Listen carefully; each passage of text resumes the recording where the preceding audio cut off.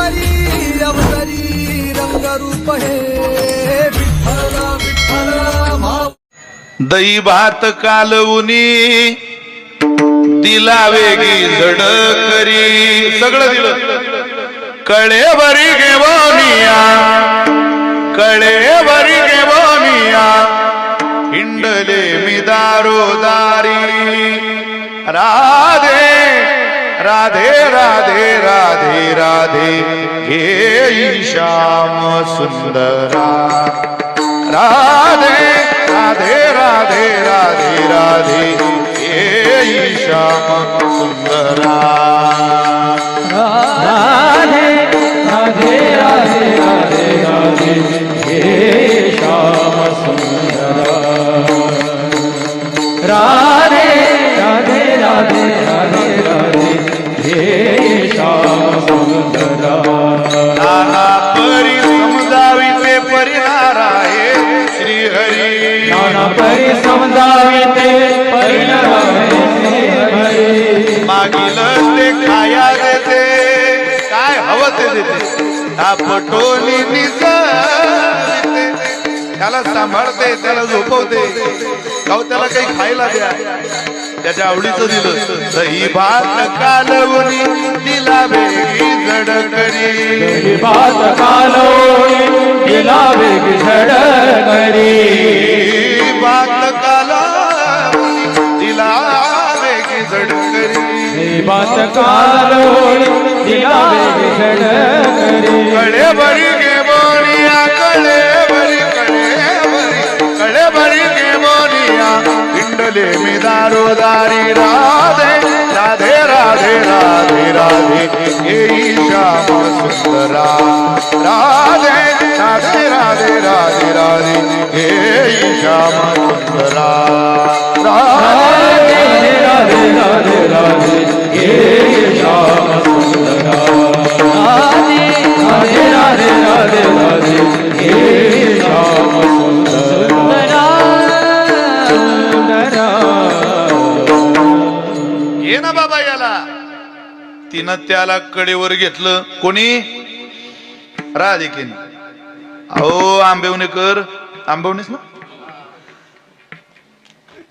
कडेवर घेता बरोबर अशांत झाला सगळ्या गोपिका राधिकेजवळ आल्या बाई काय पुण्य केलं अगं काय प्रसाद भेटला भगवंताचा याला काही दिलं तरी हा ऐकत नाही आणि तुझ्या कडेवर आल्या आल्या इतका प्रसन्न होतो हसायला लागतो काय केलं तू या प्रसादा करता ती म्हणते काय केलं सांगू का याची लागी ओ ते जियले भोग याची लागी वो केले नाना याग याची लागी ओ अष्टांगादी योग याची लागी वो अष्टांगादी योग याची लागी या विषयाचा त्याग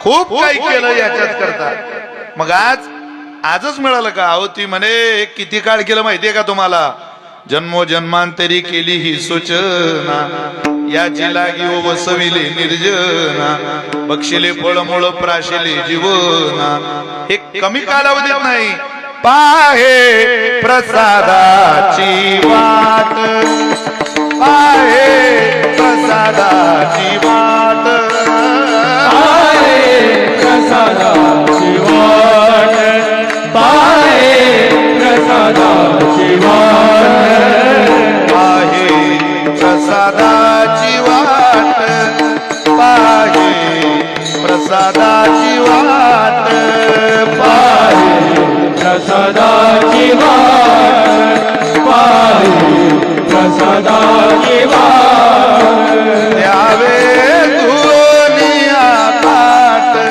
द्यावे धुनिया ताट शेष घेऊनी जाईन शेष घेऊनी जाईन धुनिया ताट द्यावे धुनिया ताट शेष घेऊनी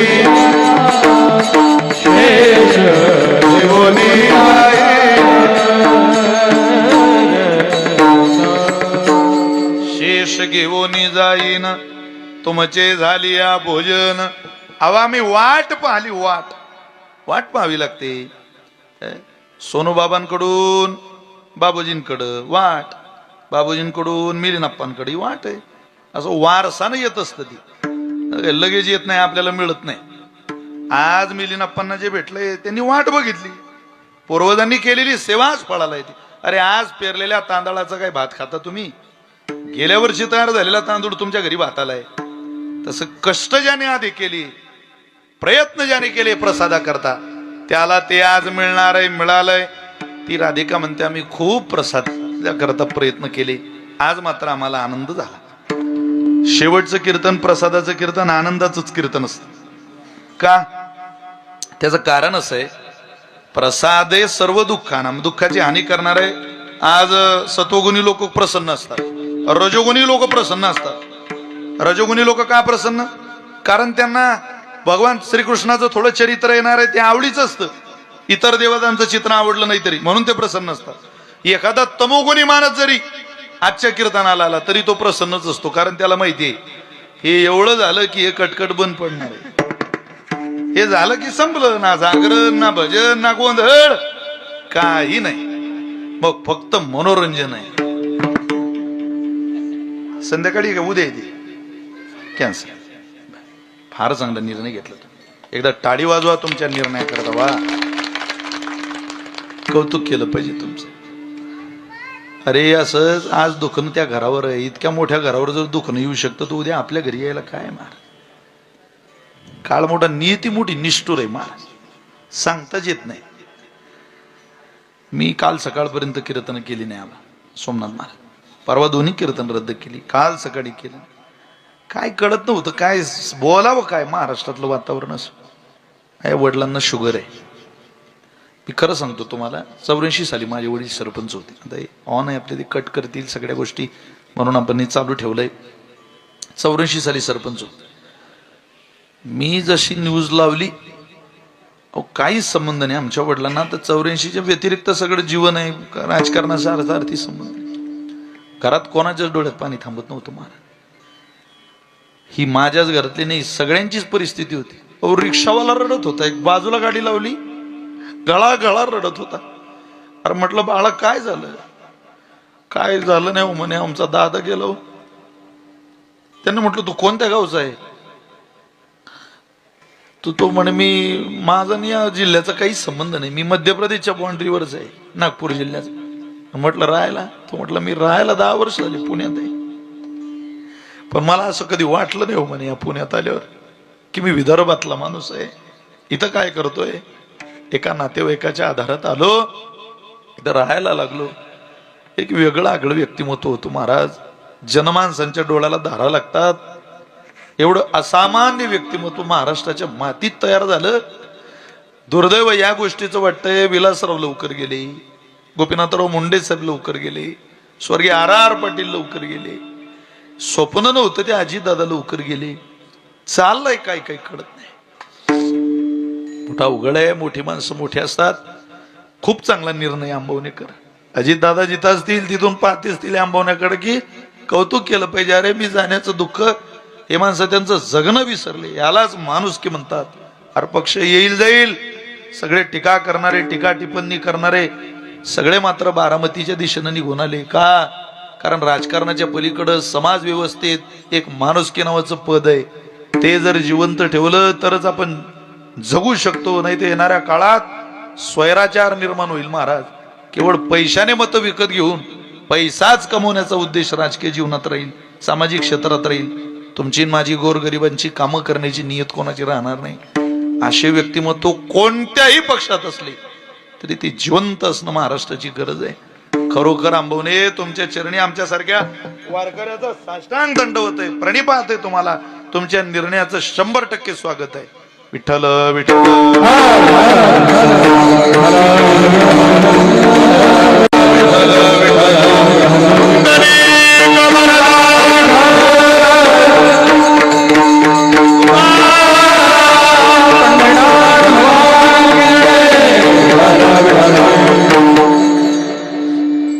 आम्ही खूप प्रयत्न केले, तेव्हा आम्हाला हे मिळालं, नाही तर हे सहजासहजी काही कोणाला मिळत नाही, पण ते आम्ही प्राप्त केलं. काय केलं तुम्ही त्याच्याकरता? आम्ही खूप धावाधाव केली, पण या धावाधावीचं सूत्र परमात्मा होता. धावाधाव करणारे आपले शेजारी अनेक माणसं दिसतात, सगळे धावाधावच करतायत. काही सोनं विकायला आलेली मारवाडी आहे, काही कापड विकायला आलेले गुजराती बांधव आहेत. तुम्ही बा, काही शेजारी राहणारे टायर पंक्चर काढणारा केरळचा अण्णा आहे, दूध पिशवी आणणारा युपीचा भैया आहे, सकाळी सकाळी मसाला डोसा खाऊ घालणारा कर्नाटकाचा खवय्या आहे, सुरक्षा रक्षक हिमाचलचे जाट आहे, ट्रक चालवणारे पंजाबचे सरदार आहे.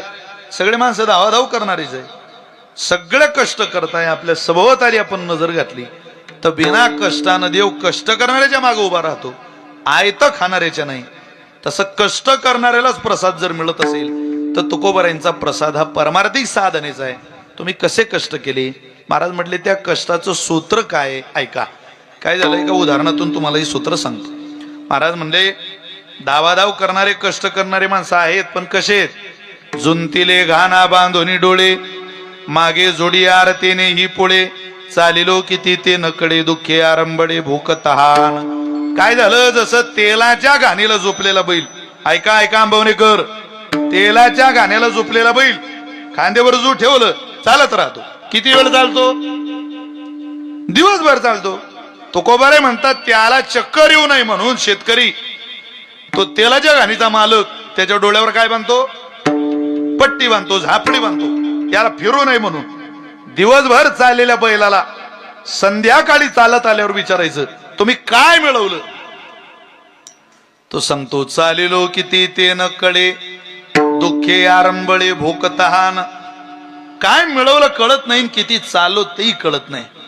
जसं त्या बैलाची अवस्था आहे तुकोबारे म्हटली, तशी काही माणसांची अवस्था आहे, मानव जातीची अवस्था आहे. रात्रंदिवस प्रवास चालू आहे, अपार कष्ट चालू आहे. म्हणताय आम्ही सुख मिळू, कोणाच्या हातात आहे? रोज तुझा पोरगा तुझा अपमान करतो घरात. काय हातात आहे रे तुझ्या? 70 वर्षाचा माणूस आहे का, इज्जतीनं सगळं हे कमवलं, अरे गच्ची दाबून तुझं पोरग 10 वाजेला दारुडं पोरग घरात घालावं लागतं. काय रे तुला काय सत्ता आहे तुझी? काय मिळवलं तू? दारुड्या पोरगा 10 वाजेला मान दाबून घरात घालावं लागतो, हे प्रॉपर्टी आहे तुझी? रोज घरात सुने सून 65 वर्षाच्या कष्ट करणाऱ्या सासूचा अपमान करते. काय हातात आहे तुमच्या? 4 वेळेला मुलाला तू सुधर सुधर सुधर, आपल्या सत्यानाश होईल, आपलं वाटोळं होईल हे सांगून सुद्धा तुमचा मुलगा एक शब्द ऐकत नाही. काय हातात आहे तुमच्या माझ्या? सब चुतो की बाजार में पत्रों का व्यापार चल रहा. प्रत्येकाला असं वाटतंय माझ्या काहीतरी हातात आहे. काय हातात आहे? दिला आपल्या 0 हातात आहे भोपळा. काय फक्त वेगळी गुरमी, काय हातात नाही. काय महिलांना असं वाटतं, तरुण मुलींना असं वाटतं आमचं शिक्षण चालू आहे, सगळं आमचं जीवन. काही नाही. जिच्या पोटी जन्म घेतला तिला भेटायला सुद्धा सासूची परमिशन घ्यावी लागते पुढं. इतकं पारतंत्रातलं आयुष्य आहे. सोनेसारखं जीवन आहे प्रत्येकाचं, कोणाचंच ताब्यात नाही. चांगलं व्हायला वेळ आली पोरगा तरी विचित्र निघतो, मुलगा चांगला निघाला नातवंड तरी चुकीची निघतात. काय करणार? अशी अवस्था आहे. हातात आपल्या सगळ्या असं जरी वाटत असलं तरी आपल्या बोलणारे बोलू नका जरा. ओ माऊली बोलू नका बोलू नका. तर शांतता पाळा. आलेली माणसं बसतील कुठंतरी, तुमचा आवाज आम्हाला त्रास देतो इकडं. विठ्ठल विठ्ठल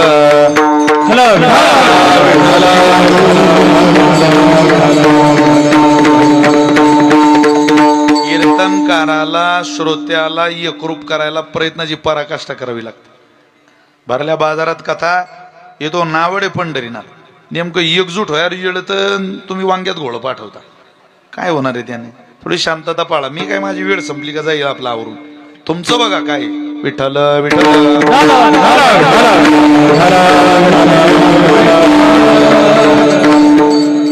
आपल्या हातात काहीच नाही. मा रावणाची 7 कोटी घरं सोन्याची होती, जळाली. देवाची अख्खी द्वारका सोन्याची होती, बुडाली. कुठं चमकवता आपल्या 2-4 चैनी बिनी अंगठ्या बिंगठ्या. अरे कोणाला दाखवताय? कोणाला चालेल ती? हे जीवाला दाखवायला ठीक आहे, पारमार्थिक साधनेमध्ये जे कष्ट लागतात ते तुम्ही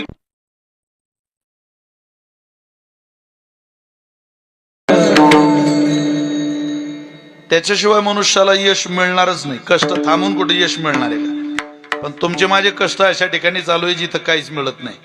म्हणजे काय हो, मला उदाहरणातून आमच्या प्रल्हादवांनी दिलेलं उदाहरण आहे. काय झालं म्हणे, एका कुंभाराने 2 गाढवं बाजारात नेले आणि त्या कुंभार काकाने दोन्ही गाढवं 5-5 हजार रुपयाला विकले. एक विकलं धोबी बोला आणि एक विकलं डोंबारी बोला. आता धोबी बोला विकलेलं गाढवावर कपडे ठेवायचे, नदीला आणायचे. दिवसभर धुणाऱ्यांनी कपडे धुवायचे, तोपर्यंत ते गाढव चरत राहायचं नदीला. पण डोंबाऱ्याच्या गाढवाला कष्ट जास्त. सकाळचं झालं की संध्याकाळ आहेच, संध्याकाळ झाली की सकाळ आहेच. या गावची जत्रा झाली की आहेच पुढच्या गावची. नुसतं फिरणं. डोंबाऱ्याचा खेळ माहितीये का तुम्हाला?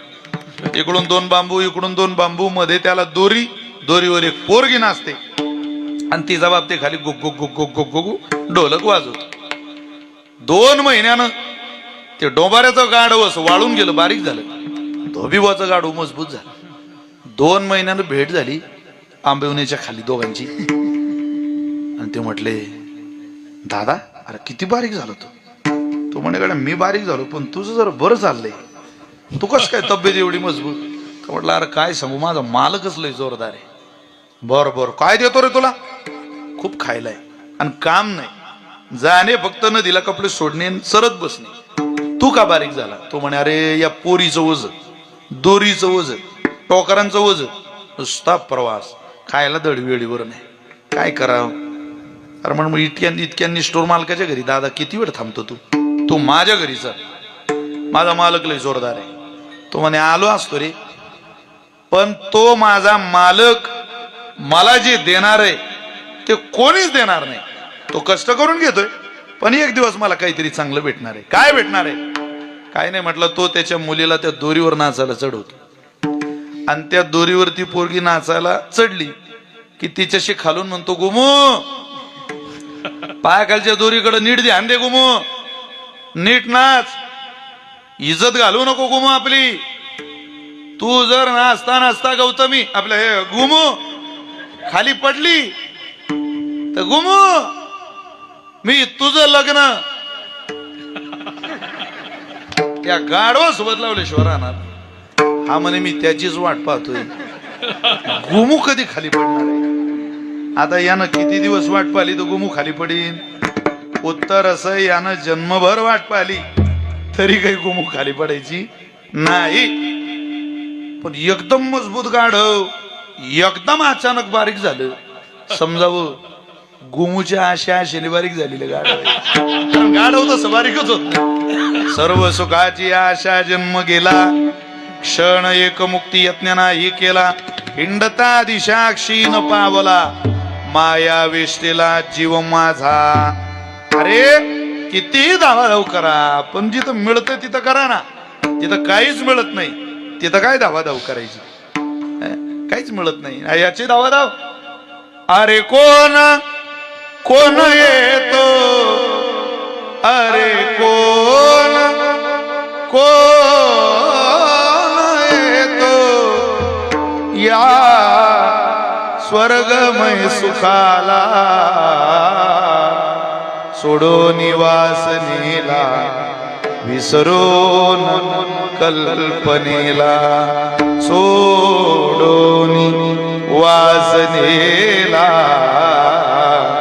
विसरून कल्पनेला. खऱ्या धावाधावीला कोण बोट धरतं महाराज? अरे प्रापंचिक स्नेह असणारी लोक व्यवहारात कष्ट करू लागतील, पारमार्थात कष्ट करणारा सोबती मिळत नाही. चला हो पाटील, एक ज्ञानेश्वरीचं पारायण करू असं म्हणणारा कठीण आहे. चला चला बियरच्या बाटल्या उडून तुमचा वाढदिवस साजरा करू असे म्हणणारे खूप आहे.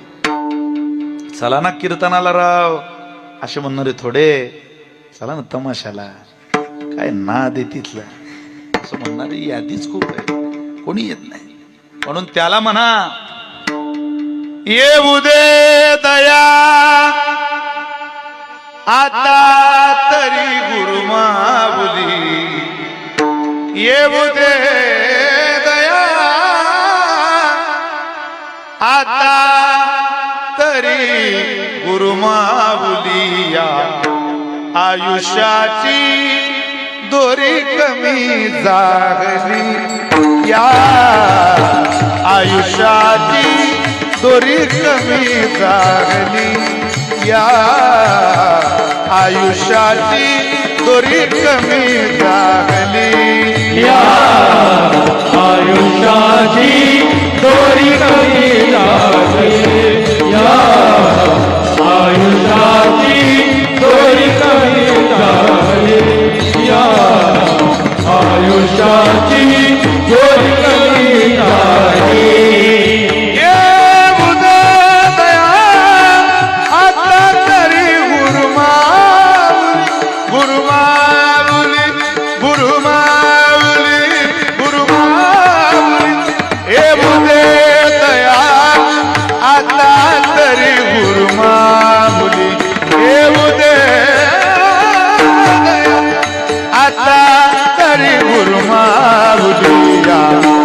आयुष्याची दोरी कमी झाली या आयुष्याची दोरी कमी झाली या आयुष्याची दोरी कमी झाली या आयुष्याची दोरी कमी झाली या आयुष्याची दोरी कमी झाली या आयुष्याची दोरी कमी झाली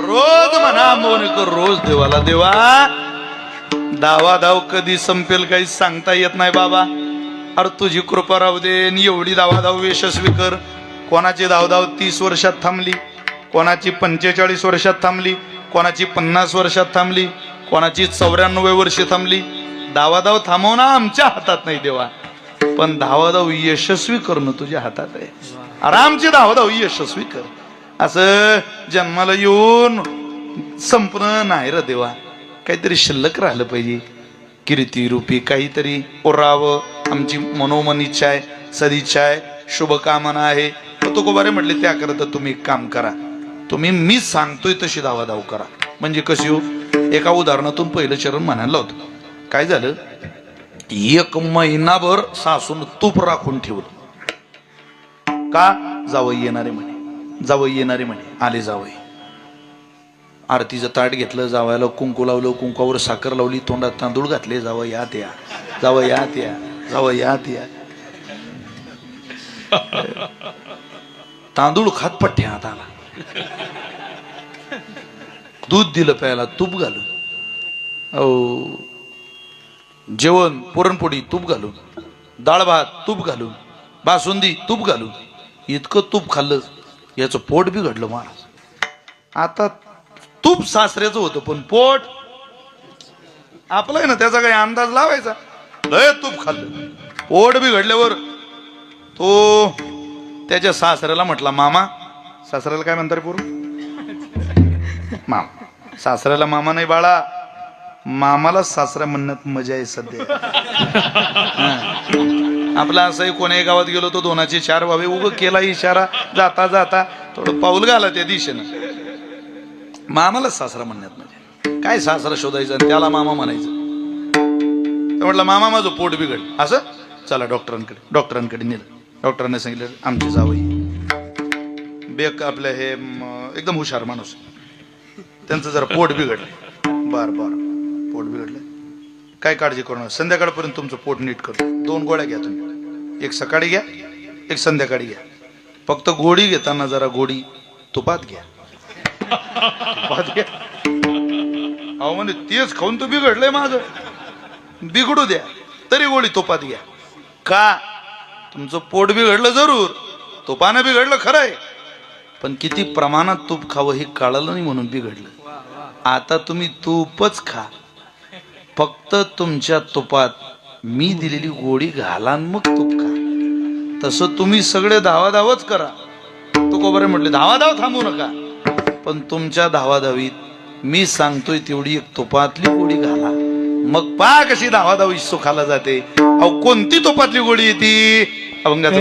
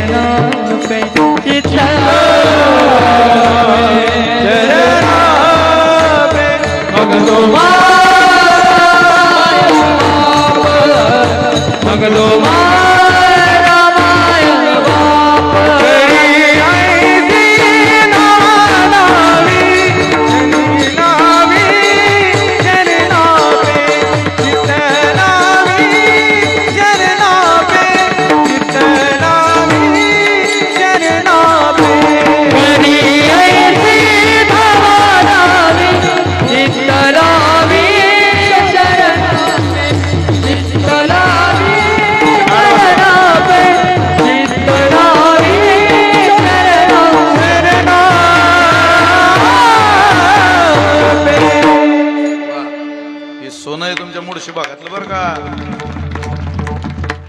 आम्ही पुणे जिल्ह्यात आलो आणि या भागात आलो, ही सगळी मंडळी भेटल्याशिवाय एक एक रथ नाही. महाराज आमचे सोमनाथ दादा, सागर बुवा, इतका आवाज उंचीचा तयार व्हायला, इतका गळा गोड मुरायला संगीतात भजनात अपार कष्ट करावे लागतात. हे सहज तुमची कानं, पुणे जिल्ह्याची कानं डोलाला लावणार जर आवाज असेल तर प्रयत्न जास्तच आहे. कारण या कानाची सुद्धा तयारी महाराज, या पुणे जिल्ह्यात नुसती गळ्याची तयारी नाही तर ऐकणाऱ्यांची सुद्धा तयारी. त्यामुळं समाधान देणारा गळा आहे. दोन गोड वादक आहेत, शुभम दादा, वैभव दादा, ही सगळी जीवाभावाची मंडळी. भजनाला आपली माणसं असली की भजनाची एक वेगळी आगळी वेगळी मजा आहे, रेलचेल आहे. चला कशी धावाधाव करा, धावाधावच करा, पण एक तुपातली गोडी घाला.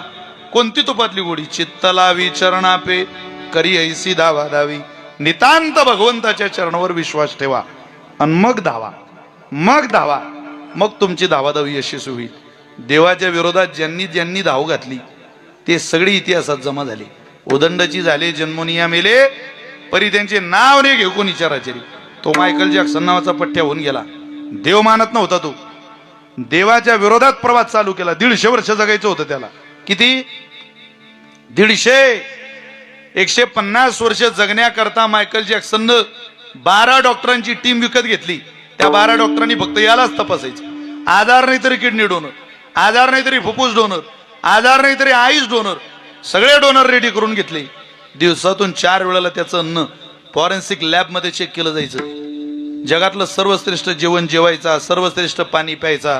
आंबवणेकर देवाच्या विरोधात जाऊन पैशाच्या आधारावर देवाच्या विरोधात 150 वर्ष जगायचं स्वप्न त्या मायकल जॅक्सनचं 2009 मध्ये भंगलं आणि अवघ्या 50व्या वर्षात त्याचा खेळ खलास झाला. 12 डॉक्टर त्याचं हृदय चेक करत होते. हे कोण्या कारणामुळे बंद पडलं? 12 जण हृदय सांभाळायला तुम्ही घरी कामाला डॉक्टर ठेवले म्हणून तुम्ही जिवंत राहत नाही. तुमच्या हृदयावर जोपर्यंत माझ्या पांडुरंगाची सत्ता आहे तोचपर्यंत तुम्ही आंबवण्यात आणि मी मुक्ताईनगरात.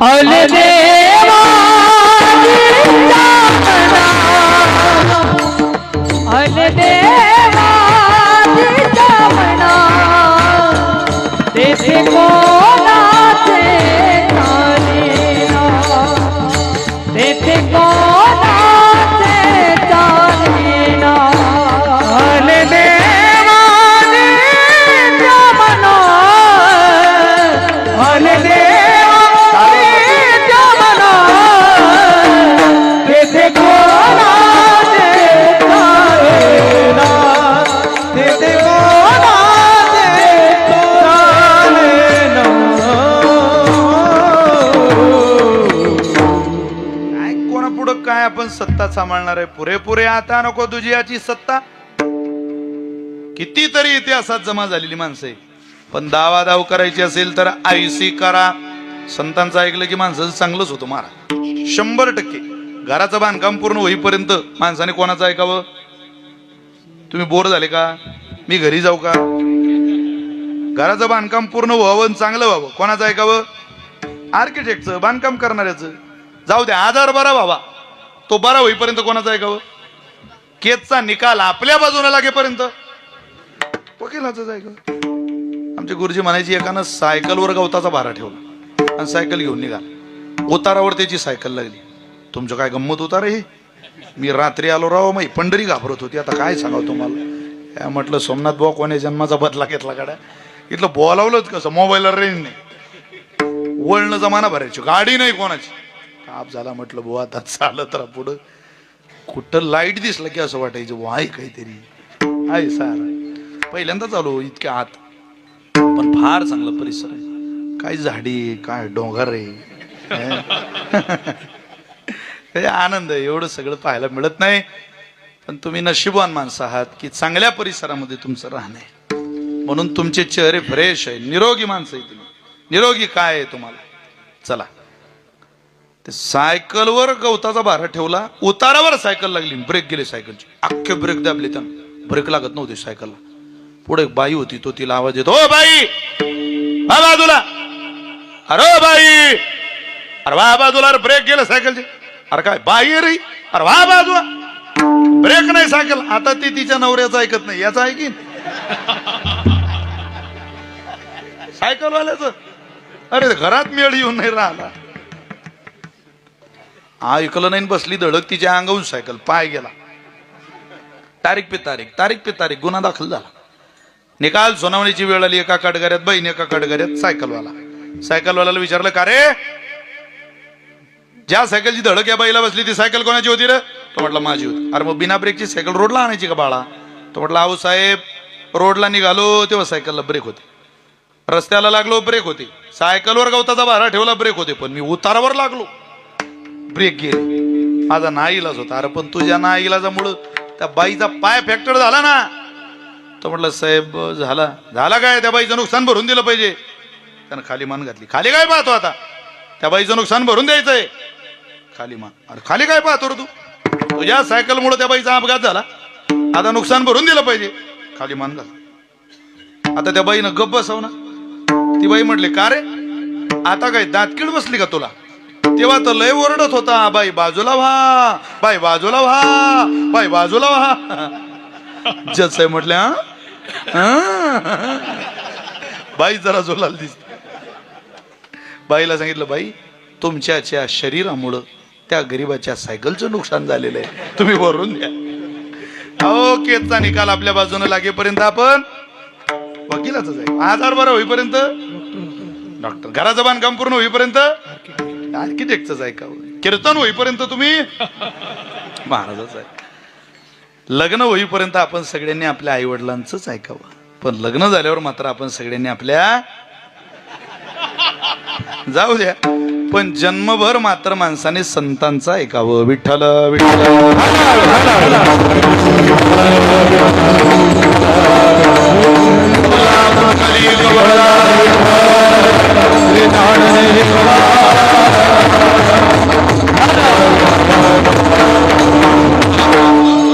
आमचा ऐका, तुमची दावादावी यशस्वी होईल. कशी होईल?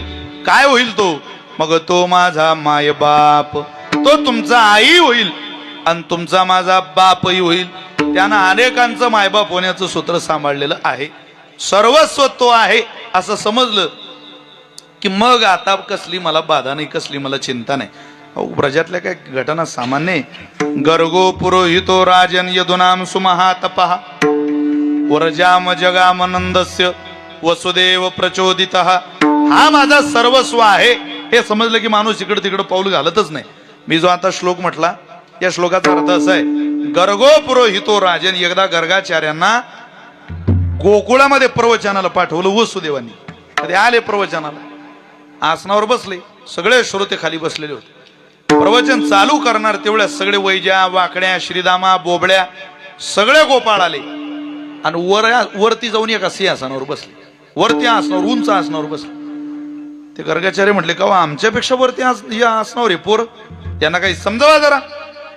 नंदबाबा म्हटले, ते ऐकणार नाही, तुम्ही तुमचं प्रवचन चालू करा. ते म्हटले, असं मला प्रवचन जमणार नाही, मला शांततेत बोलायची सवय. त्या पोरांना खाली उतरा, माझ्या समोर बसवा. नंदबाबा म्हटले, ते आमचं ऐकणार नाही. स्वतः गर्गाचार्य त्यांच्या जवळ गेले आणि त्या वैज्या, वाकड्या, बोबड्या, श्रीदामाला जाऊन नंदबाबा विचारता, कोण आहे रे तुम्ही? त्यांनी यांना प्रश्न केला, तुम्ही कोण आहे? मुलं आहेत महाराज, ते शेवटी पोरच आहे. तुम्ही कोण आहे? ते म्हटले, मी अनन्य आहे. तुम्ही कोण आहे? ते म्हटले, तुम्ही जर अनन्य आहे तर आम्ही फनन्य आहे. अरे गर्गाचार्य म्हटले, हे फनन्य काय असतं बाळांनो? ते म्हटले, हे अनन्य काय असते? गोपाळ असते मार, आपल्या पोरांसारखे गोपाळ. त्याला काही वेगळं सांगावं लागतं काही. मी ज्यावेळेला शाळेला होतो, आमच्या शाळेला एकदा आग लागली. सगळे पोरं शाळा विझवत होते, शिक्षकांसहित, शिपायांसहित. एक पोरग ग्राउंडवर नाचत होतं. मी त्याला म्हटलं, मूर्खा, सगळे शाळा विझून राहिले, तू काय नाचून राहिला? तो म्हणे, या आगीचा अंदाज पाहून मला असं वाटतं 8-10 दिवस तरी शाळेला सुट्टी तुम्हाला द्यावीच लागणार आहे. खरंच झालं महाराज, ते 10 दिवस आमची शाळा बंद. 10 दिवसांनी खोल्या नीट झाल्यावर खोली पिरियड घ्यायला गेला. माझ्या समोरच होतं ते पोरग. त्याला म्हटलं, बाळा, घटना आणि दुर्घटना यातला काय फरक आहे रे? तो म्हणे, आपल्या शाळेला आग लागली घटना आहे आणि त्यातूनही तुम्ही वाचले गुरुजी, ही मोठी दुर्घटना आहे. म्हटलं, काय ताप झाला गड्या, पोरं काय बोलतील. काय वागतील तुमच्या बरोबर सांगताय? ते म्हटले आम्ही अनन्य आहे. हे म्हटले तुम्ही अनन्य आहे तर आम्ही फनन्य आहे. मग अरे फनन्य काय असतं? ते म्हटले अनन्य काय असतं? अनन्य म्हणजे मी ब्रह्माची नाही, मी शंकराची नाही, मी इंद्राची नाही, मी भगवान विष्णूची पूजा करतो असा मी अनन्य आहे. सगळे गोपाळवरती बसलेले आंबवणीकर खाली आले, गर्गाचार्यांच्या पायावर साष्टांग दंडवत घातलं आणि म्हटले महाराज तुम्हाला तरी इतर देवांची नावं माहिती हो, आम्हाला तर आमचा कृष्ण सोडला तर दुसरं नाव सुद्धा माहिती नाही, अशा आम्ही फनन्य. आमचं एकच आहे गडी का